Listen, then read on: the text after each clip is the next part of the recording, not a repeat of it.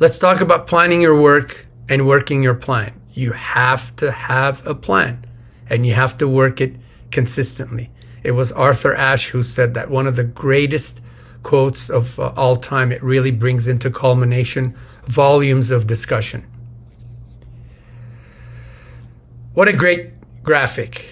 If you were to guess, what do you think that graphic is telling you? Exactly. Time is money. We want to seize the day. We want to utilize our time, manage it in the best way possible.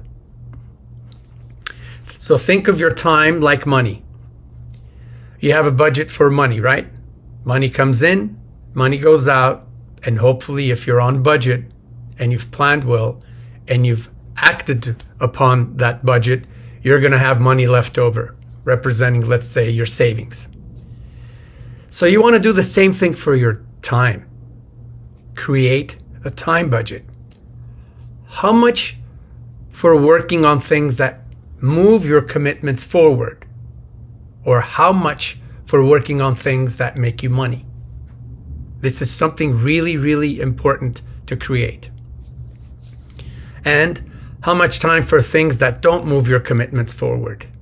The phone calls, the texts, the emails, the interruptions, the unexpected occurrences.